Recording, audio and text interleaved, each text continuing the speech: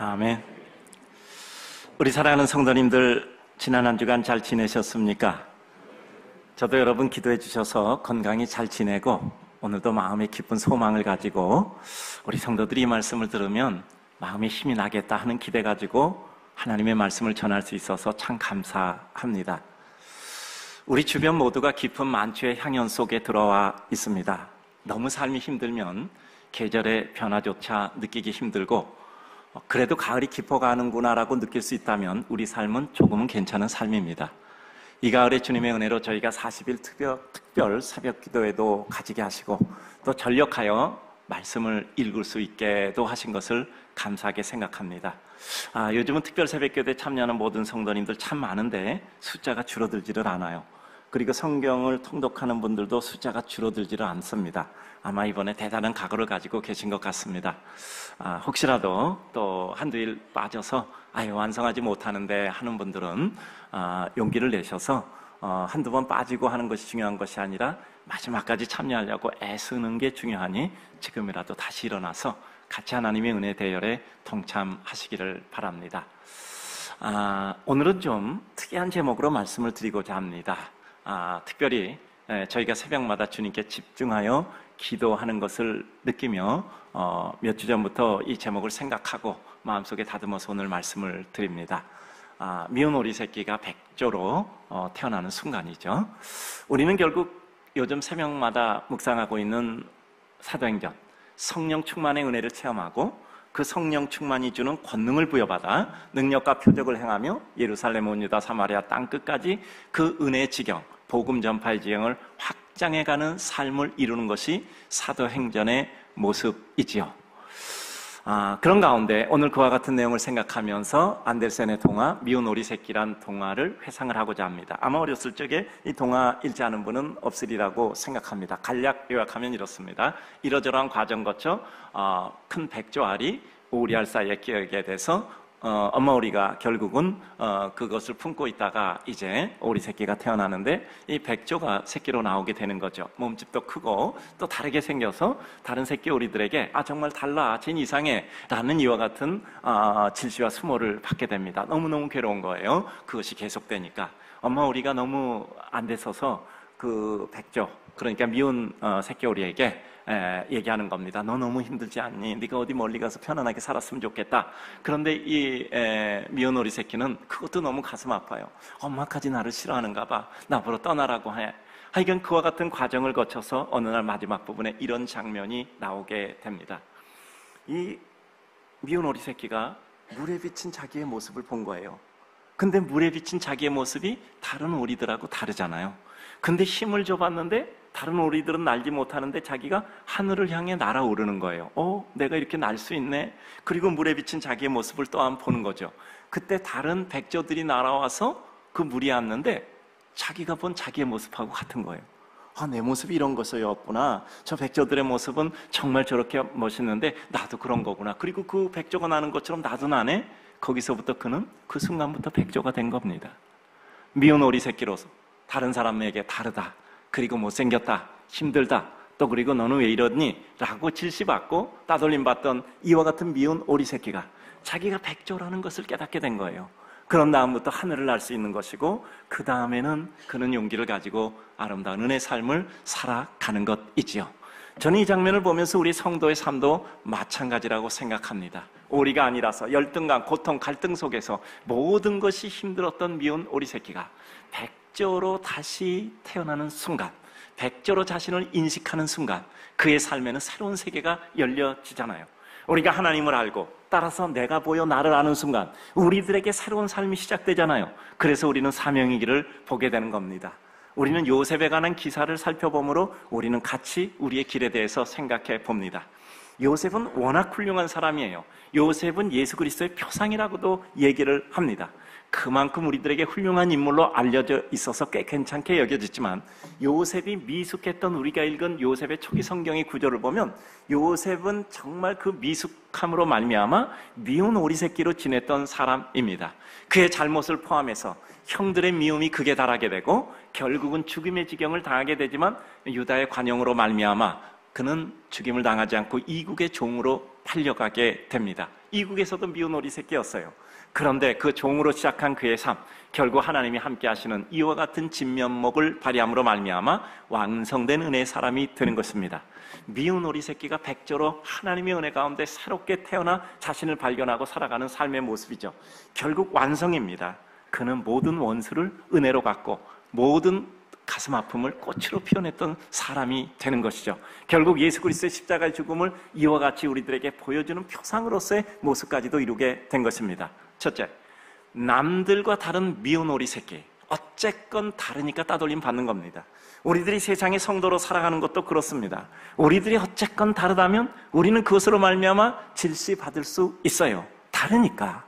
추구하는 바가 다르고 따라서 삶의 철학과 가치와 모든 세계관이 다르니까 우리는 그것으로 말미암아 따돌림 받을 수 있습니다. 요셉은 확실히 다르긴 달랐습니다. 초기에는 그의 미숙함으로 그는 미운 오리 새끼 분명했습니다. 성경 말씀 확인해 봅니다. 37장 2절 창세기를 보면 요셉은 17살의 소년의 때였습니다. 형들과 함께 양치는데 그는 그 형들의 잘못을 아버지에게 고자질해서 다 일러 바쳤어요. 그는 정직하다고 생각했죠. 나는 본 것만 말한다. 정직하게 말한다. 그런데 정직했지만 지혜가 없었던 겁니다. 형들을 혼나게 해서 자기에게 돌아올 좋은 것은 없어요. 그는 정직보다 더 큰 사랑과 더 큰 유익을 주기 위해서 그는 더욱더 익어져야 했어요. 저 형들의 잘못을 어떻게 하면 효과적으로 고칠 수 있을까? 형들의 잘못을 고자질했을 때 형들은 좋아진 것이 아니라 마음의 미움과 분노를 쌓아가기 시작한 겁니다. 그 다음에 3절, 요셉은 야곱의 노년에 얻은 아들이었어요. 그를 더욱 사랑해서 다른 사람 무채색의 옷을 입혔는데 요셉을 위해서는 채색 옷을 입혔단 말이에요. 그러므로 형들이 그를 더 사랑함을 보고 그를 미워했단 말이죠. 이게 뭐냐 하면 여러분, 우리에게 어느 날 빛이 발휘되는 순간이 있습니다. 그때 우리는 어떻게 돼? 그 빛을 가려야 돼요. 가리지 않고 마음껏 빛을 반사해 버리게 되면 어떻게 되죠? 십자포와 맞아서 우리는 무너지는 겁니다. 여러분, 누가 빛나는 거 야 멋있다라고 보기만 할 줄 압니까? 시기 질투가 끊이지 않고 어떻게 해서든지 무너뜨리려고 하는 겁니다. 그때 우리는 겸손이라는 옷을 입고 우리는 우리의 빛을 가리움으로 그 빛이 우리 속에 오랫동안 유지되어 정말 영구한 빛이 되기를 우리는 완성해야 되는 것이죠. 빛이 나는 게 잘못된 것이 아니라 때로는 그 빛을 관리하여 그 빛이 오랫동안 빛날 수 있게 하는 것은 지혜고 능력입니다. 따라서 늘 말씀드리잖아요. 우리 성도들은 탁월함을 가지기 위해서 기도해야 돼요. 근데 탁월함을 보호하기 위해서 겸손함이 우리에게 있어야 그 탁월함이 유지되고 완성이 되어져 갈 수 있는 거죠. 자, 7절 이하를 보게 되면 형들에게 자기 꿈 얘기하잖아요. 곡식 먹는데 12단이 있는데 한 단이 일어서는데 나머지 단이 다 절하다. 형들이 봐도 정말 화날 일이잖아요. 네가 우리의 왕이 되겠다는 거냐? 그 꿈으로 말미암아 그를 더 미워하게 됐어요. 거기다 또 꿈을 꾸는데 이제는 하늘에 해와 달 그리고 별들이 있는데 12별들 중에 한 별이 있는데 해, 달이 다 인사하고 그 다음에 엎드려 절하고 나머지 11별도 인사하더란 말이에요. 그랬더니 그 아버지가 꾸짖는 거야. 아니, 내 어미와 아비 나까지도 너에게 다 절하느냐? 그리고 형들도 싫어하죠. 아니, 그럼 우리가 다 너에게 절해야 되느냐? 네가 왕이냐? 여러분, 요셉은 솔직했죠. 마음에 일어난 것, 일어난 일을 솔직히 생각했어요. 그런데 뭐가 잘못됐습니까? 그 일이 어떤 결과를 유발할 것인가에 대해서는 전혀 생각을 하지 못했던 짧은 소견의 사람이었던 겁니다. 그러니까 이 일을 저 사람에게 얘기했을 때 저 사람의 마음에 어떤 역사가 일어나서 그것이 결국 어떤 것을 유발할 것인가는 전혀 생각하지 않았어요. 제가 솔직함에 대해서 말씀드렸죠. 솔직함은 유치함이라고요. 나 솔직해. 이런 사람 여러분 주변에 두면 안 됩니다. 반드시 그런 사람 때문에 어려움을 겪습니다. 왜죠? 그는 미숙한 유치한 사람이에요. 솔직함보다 중요한 것은 성숙함입니다. 정직하지 못함이 아니라 솔직함이 이거죠. 성숙함으로 그것이 아름다운 작품을 이루어야 돼요. 그러니까 미운 오리 새끼가 되지 않고 어떻게 이와 같이 요셉이 견딜 수 있겠습니까? 요셉의 초기 고통은 미성숙에서 온 것입니다. 형들 잘못 고자질하고 자기의 꿈 솔직하게 말하지만 그것으로 말미암아 유발될 결과를 전혀 예상 못하는 어리석은 사람이에요. 정직하지 말라는 뜻이 아니라 정직이 성실해 그리고 성숙의 옷을 입어야 합니다. 여러분, 어떤 사람 기분 나빠요. 나 당신 기분 나빠. 난 솔직한 사람이야.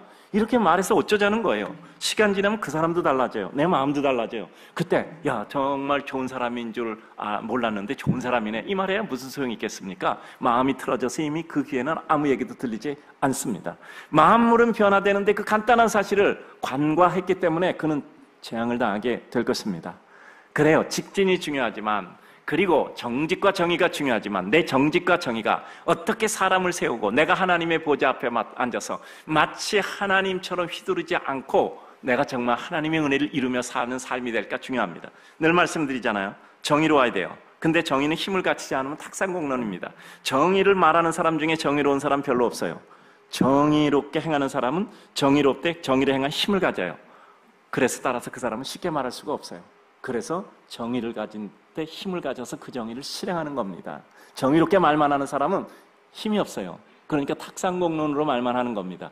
근데 봅시다. 정의로워요. 힘이 있어서 그 정의를 실행합니다. 한 가지가 더 없으면 큰일 납니다. 이게 뭐냐면 자유로움이에요. 나는 정의로워. 힘도 있어. 나는 정의를 실행해. 너는 뭐야? 이렇게 되면 자기가 하나님이 돼버리는 거예요. 판관이 돼버리는 겁니다. 그의 정의는 뭐죠? 사람을 무너뜨리는 겁니다. 독재자가 되는 거예요. 정의로운 사람이 힘을 가지되 자애로움이 있어야 됩니다. 따라서 우리 삶에는 어떤 사실만 가지고는 안 되고 그 사실이 유익을 줄 수 있도록 성숙함이란 옷을 입어야 하는 것이지요. 요셉에게는 성숙함이 없었기에 그는 미운 오리 새끼가 될 수밖에 없었던 것이죠. 지난주에 저희 그 딸 아이가 저한테 사진 한 장 보냈어요. 저는 카톡을 사용하지 않아서 이렇게 동영상을 받을 수 없어요. 그래서 뭐 그 인스타에 나와 있는 그 동영상 중에 그래도 그 제게 그 이렇게 사진 하나 캡처해서 문자는 받을 수 있으니까 보냈어요. 근데 뭐 보통 뭐 할아버지들 되면은 뭐 손주들 이렇게 사진 보여주고 뭐 1,000원 줄게 봐 뭐 이런다고 하지만 제가 그런 건 아니고요. 제가 설교에 필요해서 제가 하나 보여드릴 테니까 나중에 돈 달래지 마세요. 자, 한번 보여주세요. 우리 그 영유아바에 있는 제 두째 손주가 이렇게 기도를 하는 거예요. 제뿐이 아니라 다른 애들 다 저렇게 기도하고 있습니다. 근데 그 이제 선생님이 아마 사진 찍어서 엄마한테 보내줬나 봐요. 그때 엄마가 인스타에 올리면서 저는 동영상 못 보니까 캡처해서 보내줬는데 저 기도하는 뭐 누구누구 이제 이름은 또 알려주면 또 안 되니까 이렇게 땡땡 쳤는데 모습에. 근데 저 머리 이 부분에 저 아이의 기도 제목이 써 있어요. 뭐냐 하면 모든 게 내 마음대로 되게 해주세요. 요새 저 아이가 조금 자아가 부푸는지 자아가 아니면 풍선처럼 부푸는가 봐. 그러니까 형한테도 찜벌한거리고 뭐 엄마 아빠한테도 지 마음대로 해야 되고. 그러니까 저희가 지금 뭐라고 기도하는 엄마가 생각하니까 모든 게 내 마음대로 되게 해주시오. 뭐 이렇게 기도하는 거 아닌가 이제 장난으로 한 거죠. 여러분 하나님께 기도할 때 모든 게 내 마음대로 기도하게 해주세요라고 기도하면 그거는 영유아부 가서 우리 앉아 있어야 돼. 영유아부 저 아이는 제가 저렇게 기도했다는 게 아니라 엄마가 이제 좀 장난치는 거죠. 근데 하나님 모든 게 내 마음대로 되게 해주십시오. 그럼 우리 영유아부 가서 앉아 있어야 돼. 우리는 뭐 어떻게 기도하냐? 하나님 모든 것이 하나님의 뜻대로 되게 하여 주시옵소서. 그리고 내가 하나님의 뜻을 맞춰 이루어드리는 사람 되게 하여 주시옵소서. 그게 우리의 기도자. 보니까 뭐 초딩, 중딩 그러더라고. 근데 영유아딩 이런 건 말도 없어. 근데 우리 영유아부 같이 내려갈 때가 꽤 있잖아요. 모든 게 내 마음대로 해주십시오. 그리고 그게 안 되면 마음이 괴로워. 그래요. 우리 삶에 정말 떼쓰고 떼쓰는 이런 때 있잖아요. 어쨌건 우리는 억울하건 속상하건 정신이 없건 우리가 미운 오리 새끼로 살아갈 때가 있단 말이죠. 왜 다를까요? 나는 바른데 다른 사람이 나를 틀렸다고 얘기해.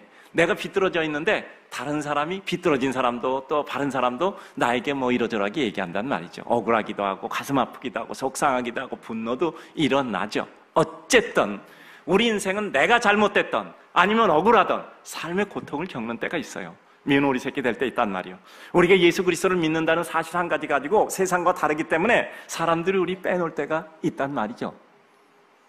그러나 그때 우리는 어떻게 살아가야 하는가? 자, 그러면 어떻게 미운 오리 새끼는 백조가 됐을까요? 여러분, 다른 설교 내용 다 잊어버려도 요거 하나는 가져가세요. 왜 미운 오리 새끼는 백조가 됐을까요? 원래 백조였기 때문에 백조가 된 겁니다. 이게 정답이에요. 미운 오리 새끼는 왜 백조가 됐냐면 원래 그는 백조였기 때문에 백조가 된 겁니다. 오리인데 백조가 된 게 아니에요. 우리는 하나님 앞에 왜 은혜를 입었을까요? 하나님이 우리 택하여 주셨고 하나님께서 우리에게 이러저런 과정을 통해서 복음 듣게 하셨고, 또 우리가 그 복음을 마음에 영접하게 하셨고, 그 모든 게 하나님의 은혜예요.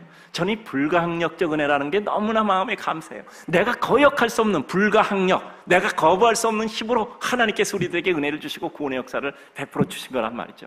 그러니까 우리는 원래 백조예요. 원래 하나님의 백성이에요. 세상에서 시련을 겪어도 미운 오리 새끼가 돼도, 그리고 내가 절벅거려도 우리는 원래 백조야. 원래 하나님의 백성이야. 그렇기 때문에 우린 돌아올 수밖에 없어요. 가장 중요한 것은 미운 오리 새끼가 백조가 된 것은 오리가 발전돼서 백조가 된 게 아니야. 원래 그는 백조였던 거예요. 우리는 원래 오리니 가망 없다가 아니라 내가 원래 백조였다는 것을 깨닫는 순간 우리는 하나님의 은혜 속에 다시 태어나는 겁니다. 제가 우리 청년들 위해서 기도할 때 이렇게 기도하는 거예요. 여러분 수없이 들으시잖아요. 하나님, 우리 청년들이 가장 많은 것을 자신이 가졌다는 것을 깨닫게 하여 주시옵소서. 내가 가장 많은 것을 가지고 있다는 것을 깨닫는 순간 우리 인생은 새로운 세계가 열려지는 거예요. 언제나 부족과 결핍 속에서 가슴 아파하며 살던 삶에서 내가 모든 걸 가지고 있구나라는 것을 깨닫는 순간, 내 손에 쥐어진 하나님의 능력이 있다는 것을 체험하는 순간 우리 인생은 달라지죠. 여기서 살펴봅니다. 백조가 백조라는 사실을 깨우쳐주고 가르쳐주고 깨닫게 하는 사람이 하나님의 사람이에요. 우리가 하나님의 사람이라는 사실을 깨닫게 해주는 사람이 바른 하나님의 사람입니다. 여러분, 그래서 우리는 서로가 누구에겐가 당신이 정말 백조야, 당신이 정말 보석이야, 당신이 정말 하나님의 사람이야. 어떤 어려움을 당해도, 어떤 슬픔을 겪어도, 어떤 고통을 겪어도 당신은 결국 백조의 모습을 찾고 하나님의 모습을 찾고 은혜의 백성의 모습을 찾을 거야. 걱정하지 마. 이 시간을 견뎌야 돼. 인내해야 돼. 하나님의 은혜를 오히려 이 순간에 체득해야 돼. 라고 깨우쳐주는 사람이 하나님의 백성이에요. 누군가 슬픔 가운데 가슴 아파도, 누군가 예수 그리스도를 거부하는 사람에게도 하나님이 당신에게 복음의 말씀을 듣게 하셨다면 그것도 하나님의 뜻이니 반드시 당신에게 의미 있음을 마음에 깨우쳐주는 사람이에요. 우리 인생의 최고의 선물은 무엇입니까? 그 사람이 하나님의 사람이었다는 사실을 확신시켜주는 사람이에요. 우리가 하나님의 백성으로 괜찮다라는 것을 깨닫게 해주는 사람이지요. 그런데 우리가 누군가 인생을 싫어한다면 그 백조를 미운 오리 새끼로 전락시켜 고통과 아픔에 빠지게 하는 잘못을 저지르는 거예요. 저는 요즘 목사로 자주 이런 생각해요. 내가 사람 제대로 키우고 발전하게 하고 발견하지 못하게 한다면 엉뚱하게 백조를 미운 오리로 만들어서 고통 속에 살게 한다라는 생각을 하면 무섭게 느껴지죠. 우린 희망과 소망을 보여줘야 돼요. 자기 자신을 정확히 볼 수 있게 해야 돼요. 우리는 하나님의 왕 같은 제사장이란 말이죠. 하나님의 거룩한 백성이란 말이죠. 우리는 서로에게 그 사실을 확인시켜주는 하나님의 백성이 돼야 돼요. 미운 오리 새끼가 백조가 된 것은 원래 그가 백조라서 백조가 된 겁니다. 우리는 하나님의 백성이에요. 여러분, 탕자가 돌아와서 그 아들의 지위를 회복한 것은 원래 아들이었기 때문에 그 지위를 회복한 겁니다. 아들도 아닌데 그 아들의 지위를 회복한 게 아니에요. 그러니까 우리는요, 반드시 하나님께서 우리를 다시 세우실 줄로 믿습니다. 여러분, 창세기 39장 2절 보면 여호와께서 요셉과 함께함으로 그가 형통한 자 되어, 3절을 보면 여호와께서 그와 함께 하심을 보며 여호와께서 그의 범사에 형통하게 하심을 보았더라. 아무리 요셉이 바닥에 깔려 지내도 그는 그 순간도 하나님이 함께 하시고 있었던 거예요. 다른 사람이 우리의 형통함을 보고 결국은 우리가 누군지 알게 되는 거예요. 따라서 우리는 어떤 경우도 낙심할 필요가 없습니다. 요셉이 고통을 연속으로 겪는 장면에서도 하나님이 함께 하셔서 형통한 자 되고 하나님이 함께 하신가 형통케 하심을 그 곁에 사람이 보게 하실 정도였죠. 하나님의 백성인 성도였지 마찬가지입니다. 우리는 미운 오리 새끼 아니에요. 우리는 백조예요. 보석이에요. 예수 그리스도의 보혈 공로로 구원받아 내 안에 그리스도께서 살아계시는 그 십자가의 보혈 공로로 하나님과 다시 화목하게 되어 연결된 생명의 기운과 능력이 이루는 하나님의 백성이에요. 죄악 가운데 절벅거려도 결국 백조로 돌아와 우아하고 유수하게 호수 수면을 미끄러지고 하늘을 향해 날 수 있는 이와 같은 하나님의 백성입니다. 다시 복습하면 하나님의 백성으로서 왕 같은 제사장인 우리 자신의 자발견이 이루어지는 게 중요한 것입니다. 그리고 새롭게 태어난 것이 아니라 정확히 말하면 이미 하나님의 백성인 우리 자신을 새롭게 발견하는 것뿐이죠. 자, 두 번째는 원래 우리는 백조였잖아요. 하나님의 구속받은 능력과 은총과 축복의 백성입니다. 그래서 우리는 하나님의 은혜 가운데 주의 뜻 이루기 위해서 살아가면 돼요. 우리에게 중요한 건 늘 강조하잖아요. 절대 진리의 전파 사명성이에요. 절대 진리는 전파의 사명성을 부여하는 겁니다. 내 가슴에 전파의 사명성을 부여받지 못하면 난 절대 진리를 소유했는가 생각해 봐야 돼요. 무리에 비친 내가 백조임을 발견하는 순간 우리는 자신을 모르고 힘들어하는 주변의 같은 사람을 깨우쳐주고 싶은, 그래서 자신을 발견하도록 도와주고 싶은 사명이 생기는 겁니다. 어제 문득 흐린 또는 창밖 저쪽에 우산 쓴 사람이 지나가는 모습들을 봤습니다. 그냥 갑자기 툭 이런 생각이 일어났어요. 그냥 좀 쉬고 싶다. 그러나 별 능력도 없으면서 우리는 엉뚱하게 나라 걱정하잖아요. 저에게 선교사님이나 도울 생각하나 엉뚱하게 우리 선교사 500명 돕자. 우리 원래 1000명 도우려고 하니까 먼저 500명 돕고 조금 해서 또 이제 45 그 나이 때 생각해보니까 1000명이 안 돼요. 그래서 일단 500명 돕고 1000명을 돕는 거거든요. 멀리 보고 30년 보고 우리가 진행하잖아요. 저희는 호흡긴 일 할 수 있잖아요. 그리고 엉뚱하게 뭐 기독교 진영은 어떻게 되며, 그리고 어떻게 그 모든 선교사님 15,000명 선교사님 그 자녀들은 좀 어떻게 저희가 좀 어떻게 좀 이렇게 좀 세울 수 있을까, 엉뚱하게 이런 생각하고 있잖아요. 그러면서 참 오지랖도 넓다 이런 생각이 들더라고요. 근데 그냥 놓고 가면 그만인데 뭐 쓸데없는 결정까지 하나 생각해 보아야 무슨 소용이 있다고 하는 허적한 순간은 금세 스쳐가더라고요. 또다시 생각 들더라고요. 전혀 그렇지 않아. 또다시 마음을 돌이켜 그래도 끝까지 해야지. 생각하고 기도하는데 안 될 게 뭐 있나? 지금 준비하고 있잖아. 이게 안 될 리가 없잖아. 왜 안 돼? 안 될 이유가 뭐가 있어? 그런 생각이 들었어요. 절대 진리는 전파의 사명성을 부여해요. 내 가슴 속에 진리가 살아있다면 그 진리는 우리들에게 확장과 확산, 절대 진리의 전파의 사명성을 부여하는 겁니다. 우리 가슴에 예수 그리스도의 피와 불같은 하나님의 은혜가 있는 한 하나님 나라가 우리에게 임하여 이루어진단 말이죠. 나 하나를 넘어서 나는 전부가 아니지만 나 하나라도 그 전부를 위해 애쓸 수 있다는 생각을 우리는 할 수 있는 겁니다. 그래서 저는 우리 성도들 이야기할 때 절대 한 몫을 받게 하도록 기도한 적은 없어요. 우리는 규모의 축복을 받아야 된다고 말씀드렸어요. 우린 선교사님 도와도 뭐 그냥 한 5명 돕자 10명 이거 안 해요. 정말 하나님께서 우리에게 주신 소원의 꿈이 있잖아요. 저는 그래서 우리 성도들이 큰 축복을 받으리라고 믿습니다. 저는 한 가지 믿음은 있습니다. 성도가 세상을 떠나는 순간까지 하나님께 살려달라고 기도해요. 그리고 마지막 순간에 그를 하나님께 의탁합니다. 하나님께서 그를 품에 안으시면 내 기도가 이루어지지 않았다 하고 내가 졌다라고 생각하지 않아요. 마지막까지 살려주시기를 기도하고 그 성도를 위해서 마지막까지 기도하는 것이 그 성도를 천국까지 바래다 드리는 목사로서의 진혼곡이라고 생각해요. 가망 없는 거 기도한다 생각하지 않습니다. 그렇게라도 기도하지 않고 그냥 보낸다면 우리는 허망해서 살 수 없다 생각해요. 인생의 참패는 내가 할 수 있는 힘이 있는데도 경기 끝나고 힘 다하지 못해 힘이 남는 것이 후회스러운 겁니다. 내 힘 다 했는데 그 다음에 이루어지건 그러지 못한 건 하나님의 뜻이에요. 우리는 후회 없이 하나님의 뜻을 수용하는 것입니다. 그래서 믿음의 사람은 실패가 없습니다. 실패 습관이라 그랬잖아요. 우린 실패가 없어요. 끝까지 하니까. 끝까지 하는 것이고 그 다음 하나님의 몫입니다. 우리 성도님들 꼭 기억하셔야 돼요. 우리 성도들은 백조예요. 우리 성도는 원래 하나님의 백성입니다. 그래요. 주님의 은총을 받는 순간, 예수 그리스도를 믿는 순간부터 시작해서 우리는 백조고 하나님의 백성이고 왕같은 제사장이에요. 탕자가 원래 아버지 아들이었기 때문에 다시 그 지위 회복했다고 말씀드렸잖아요. 잘못해서 부끄러워 죽어버린 아들, 잘못하고 부끄럽지만 그래도 용서 구하고 다시 살아보겠다고 버둥거리는 아들, 둘 중에 누가 여러분의 아들이기를 원하십니까? 부족한 자녀에 의해서 더 챙겨버리는 부모의 마음 우리 느끼고 있잖아요. 우리는 하나님의 자녀라면 하나님이 우리를 그냥 두시겠습니까? 내가 힘들었던 만큼 다른 어려운 사람 발견할 때 가슴에 뜨거움을 느껴 그를 돕고 싶은 것이 하나님의 백성의 마음이에요. 절대 진리가 주는 전파의 사명성, 내가 하나님의 백성임을 느껴 감격이 있다면 누구에게도 그렇게 느끼고 해주고 싶은 것입니다.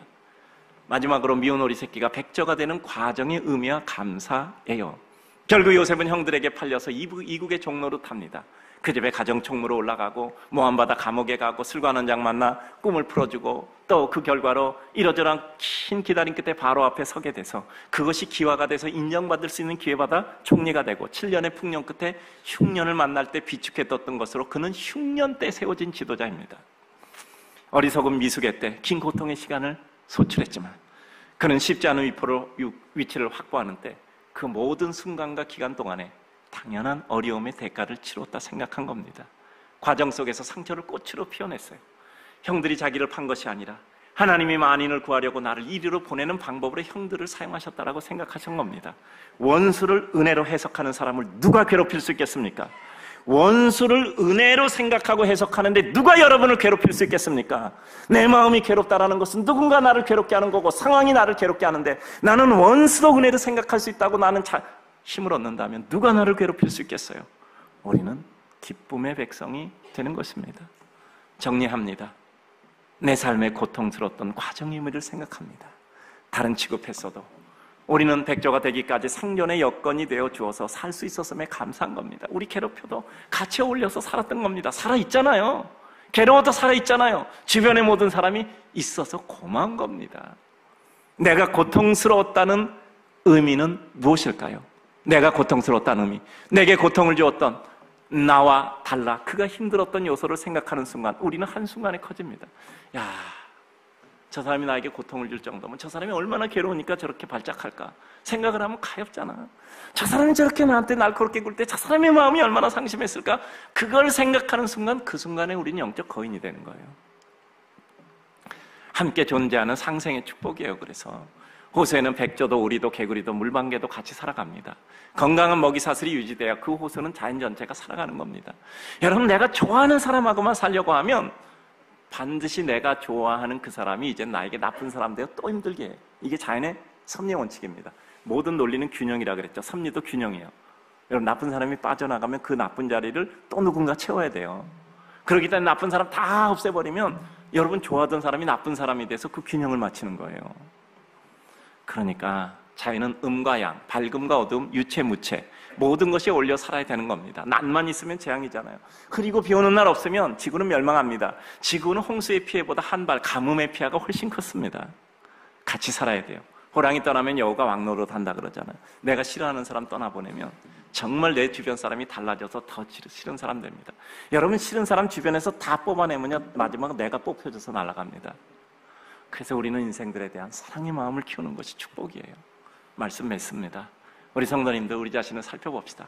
나 왜 이렇게 못난 머리 새끼야? 난 뭐 된 일도 없어. 난 여태까지 다른 사람 쉽게 하는 일도 쉽게 되지도 않아. 나는 왜 이렇게 몸까지 아파? 난 이렇게 괴로울까? 나는 생각도 집중이 안 돼. 그래요.